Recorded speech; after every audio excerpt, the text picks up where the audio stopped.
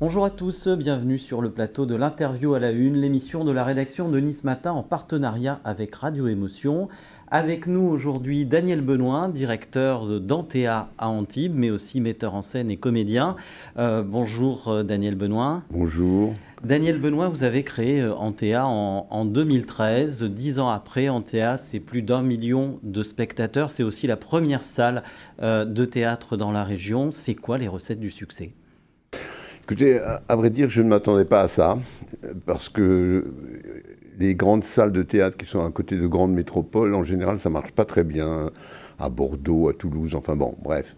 Donc je ne m'attendais pas tout à fait à ça, et donc je suis très heureux que ça marche aussi fort et que ça devienne l'un des 5 premiers théâtres de France, qui est quand même important au bout de 10 ans. Les recettes, écoutez, c'est peut-être le fait de ne pas avoir de règles. C'est-à-dire que moi, je me suis aperçu, en dirigeant pendant 38 ans des centres dramatiques nationaux ou théâtres nationaux, je me suis aperçu que, si vous voulez, les règles qui consistaient à dire vous devez faire avant tout du théâtre à 90%, ce n'était pas forcément une bonne règle.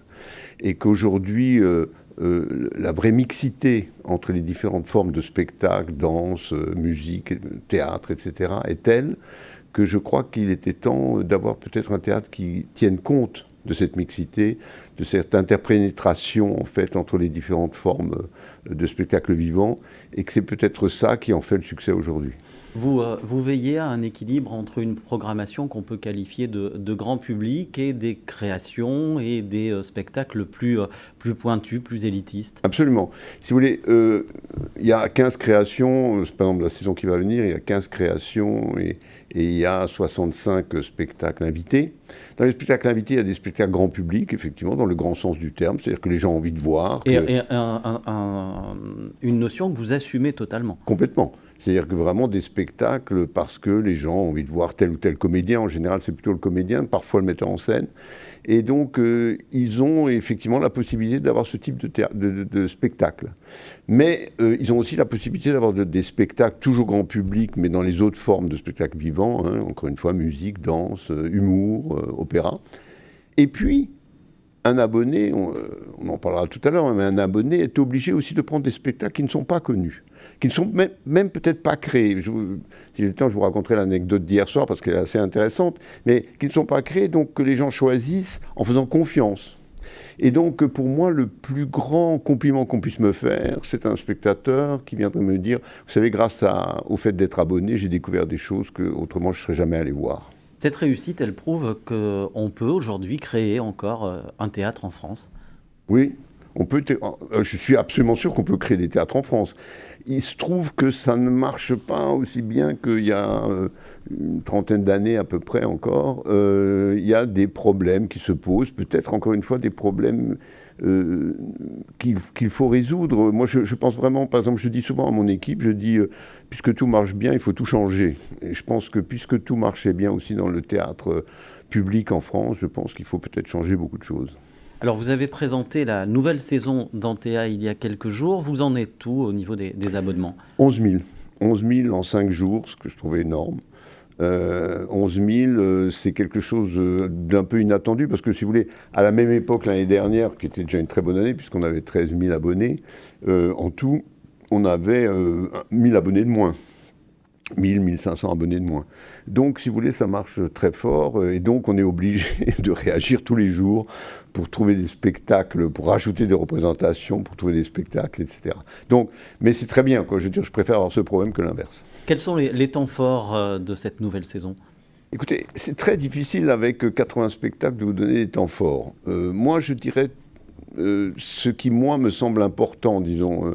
Pourquoi j'ai, par exemple, invité dans les spectacles, invité les Mummenschanz, par exemple. Ce sont des gens qui sont formidables, qui existent depuis 50 ans, et qu'on n'a jamais montré ici dans la région, qui sont des Suisses qui font des marionnettes avec leur corps. Et ça, c'est un spectacle complètement remarquable. Je conseillerais vraiment d'aller le voir s'il y a encore de la place, je ne sais pas ça, mais je veux dire, c'est vraiment formidable. Mais il y a aussi, bien évidemment, des créations que l'on fait qui sont très importantes. Parfois même, si vous voulez, un spectacle, par exemple, comme J'ai des doutes, qui est la première pièce de Stéphane de Groot, avec Éric Elmosnino et lui, et on l'a créé d'abord ici, à Antea, avant qu'elle parte au Théâtre de la Renaissance à Paris. Ça aussi, c'est quelque chose qu'on aime bien, c'est montrer qu'on peut être avant Paris et qu'on peut être coproducteur de spectacles comme celui-là. Alors justement, vos créations, effectivement, elles s'exportent. Vous parliez de Paris, mais il va y avoir Saint-Étienne pour le Macbeth que vous avez créé à Nice et avec l'Opéra de Nice. Absolument, c'est-à-dire que le Macbeth qu'on a créé l'année dernière en coproduction entre Nice et Antea était en plus coproduit par Saint-Étienne. Et donc je pars là très prochainement à Saint-Étienne pour aller faire la mise en scène, si vous voulez, de cette reprise en fait, mais qui en même temps oblige à repenser les choses parce que la scène n'est pas la même, parce que les chanteurs ne sont pas les mêmes, etc. Donc c'est assez passionnant en général de se remettre en question comme ça à travers ces événements-là. Et puis voilà, on va refaire le spectacle sur Raymond DeVos. Là. Et donc ça, c'est important aussi, parce qu'on l'a fait au mois de novembre pour le 100e anniversaire de la naissance de Raymond DeVos. On le refait là en juin, parce que ça c'était prévu, mais surtout, on va le reprendre à Paris à partir du mois d'octobre, et au Théâtre Marigny sans doute, et donc ça, c'est formidable aussi. Alors, on va retrouver aussi l'Avare avec Michel Boujna au Festival de Ramatuelle. Absolument. C'est-à-dire que l'Avare qu'on a créé en 19, juste avant le Covid, on l'a joué en tout 200 fois. À Paris 5 mois et puis en tournée derrière. Et là, on va finir l'exploitation actuelle, disons, de cet Avare en ouvrant le Festival de Ramatuelle cette année, le 31 juillet, c'est-à-dire avec une nouvelle mise en scène qui aura lieu que ce soir-là. Parce que comme on ne peut pas installer le décor qui était prévu, je suis obligé de faire une nouvelle mise en scène pour le spectacle avec les mêmes comédiens, heureusement. Alors, il y a des comédiens qu'on voit très souvent à Antea, pour en citer quelques-uns, Gérard Jugnot, François Berléand, Michel Boujna, dont on a parlé. À quoi ça tient, cette fidélité? Elle est à la fois professionnelle et personnelle? Oui, bien sûr. François Berléand a fait 17 spectacles avec moi. Quand on a commencé tous les deux, enfin, quand moi j'ai été nommé pour la première fois directeur d'un centre dramatique national et que je lui ai dit tout de suite viens vite à Saint-Étienne, c'était Saint-Étienne. Et donc ça c'est clair. Gérard, c'est parce que je le connais depuis très longtemps aussi. On n'a jamais travaillé ensemble, par exemple, alors qu'avec François, bien évidemment, beaucoup. Mais Michel aussi, on a beaucoup travaillé ensemble. Mais il y a plein de gens comme ça qui font que, si vous voulez, il y a une relation amicale qui est née avec beaucoup d'artistes et qui est importante aussi pour Antea. Vous êtes metteur en scène, mais vous êtes également comédien, et on vous voit de plus en plus sur scène. C'est vraiment une volonté de votre part? Vous savez, c'est assez particulier, parce qu'un jour, j'ai arrêté de jouer, tout au début, justement, de Saint-Étienne, parce que je me dis vraiment, je suis un mauvais acteur, c'est pas la peine, il y en a des très bons, c'est pas la peine. Et puis, au bout d'un moment, si vous voulez, au bout de 15 ans, je me suis dit, tiens, quand même, j'essaierais bien de rejouer un peu. Et là, pendant 10 ans, j'ai joué, en m'apercevant d'ailleurs que j'avais piqué à beaucoup de comédiens que j'avais dirigés des choses inconsciemment, mais que j'avais piqué des choses comme ça. Et donc, j'ai joué pendant 10 ans, beaucoup. Voilà, bon, et puis j'ai de nouveau arrêté quand je suis arrivé à Nice, et puis j'ai recommencé. Et puis là, je suis dans une période où je recommence de nouveau à Antibes et ailleurs, je veux dire, alors que j'avais arrêté depuis 10 ans aussi. Il y a le théâtre, mais il y a aussi un peu le cinéma et les séries? Oui, absolument. C'est-à-dire que je rejoue aussi pour la télévision, pour le cinéma, et peut-être que si j'ai le temps, parce que c'est un problème de temps quand même aussi, si j'ai le temps, j'en ferai un peu plus, oui. Alors, vous avez beaucoup souffert, et on l'avait dit à l'époque, Daniel Benoît, de la période de la crise sanitaire. Est-ce qu'elle a aujourd'hui des conséquences dans le rapport du public au théâtre, à la culture? Alors, je pense que nous sommes un des théâtres qui a le moins souffert de ça. On en a souffert quand même, parce que je veux dire, juste avant la crise, on avait 14 000 abonnés, et je veux dire, après, on en a eu 10 000, quoi.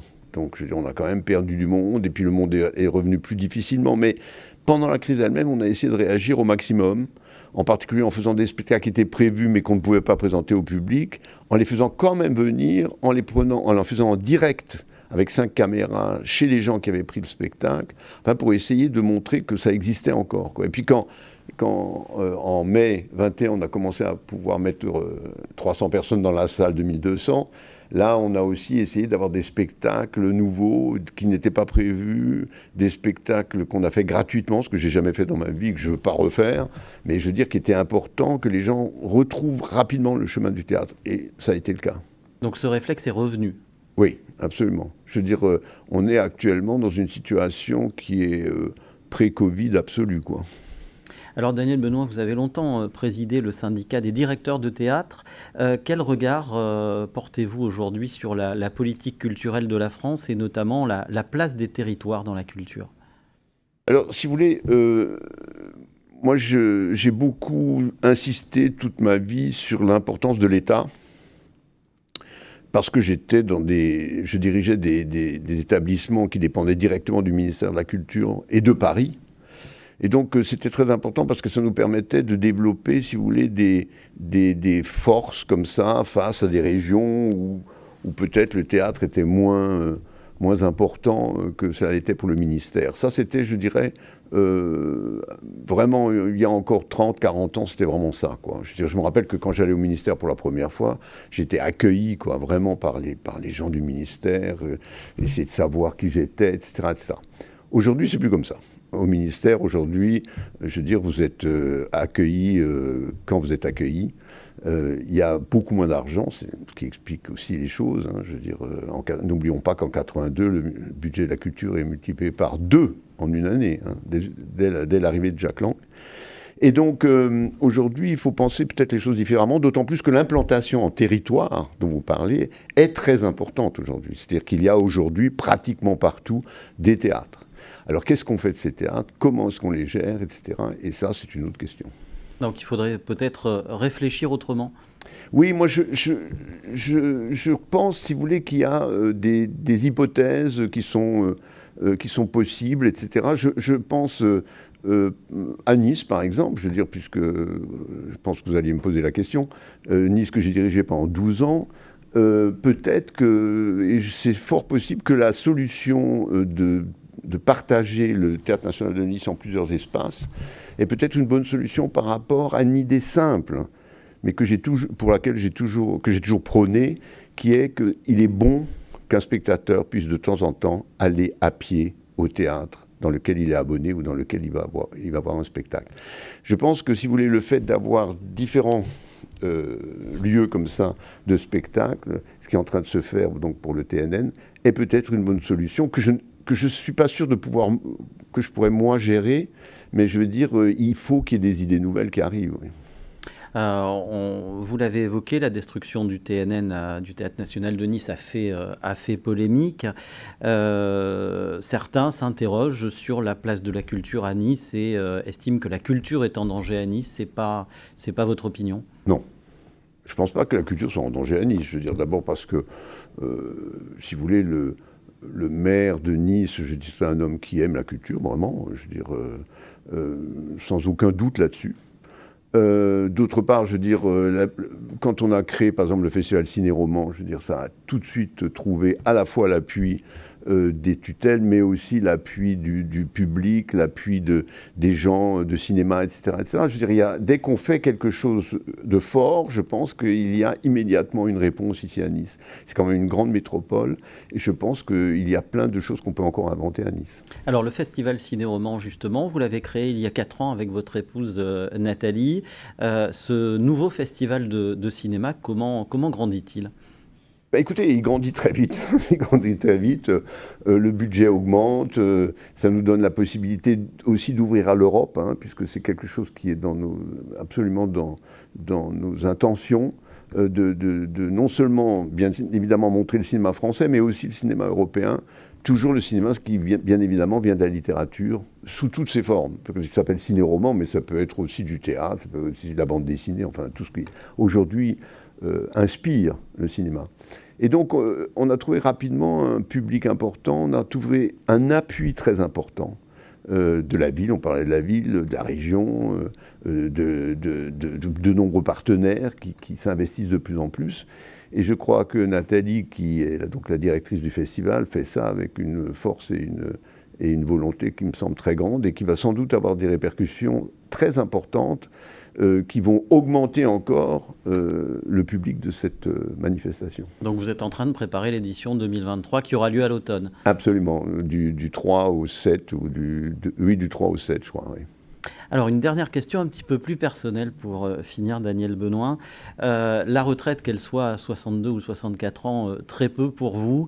Qu'est-ce qui vous fait courir et qu'est-ce qui fait que vous volez comme ça de projet en projet avec toujours le même enthousiasme? Alors, l'enthousiasme, c'est une chose assez naturelle chez moi, parce que sinon on ne fait rien, je trouve, c'est clair. Moi, ce qui est clair aussi, c'est que toute ma vie, j'ai eu des doutes quand je faisais une œuvre, soit comme metteur en scène essentiellement, ou au cinéma parfois. J'ai toujours eu des doutes et je pense toujours à la prochaine chose que je vais faire. Et qu'en conséquent, même si ça marche très bien, je veux dire, je pense à la prochaine. Et en même temps, et c'est ça qui finalement est assez formidable, c'est que je n'ai plus rien à prouver. Mais ne plus avoir rien à prouver, c'est sans doute aussi une des raisons pour lesquelles il faut faire des choses neuves. Parce que sinon, on s'endort. Donc, je veux dire, l'essentiel, c'est de ne pas dormir, quoi. Bon, et en tout cas, on ne s'endort pas en théâtre. Oui, absolument. Merci beaucoup, Daniel Benoît. Merci.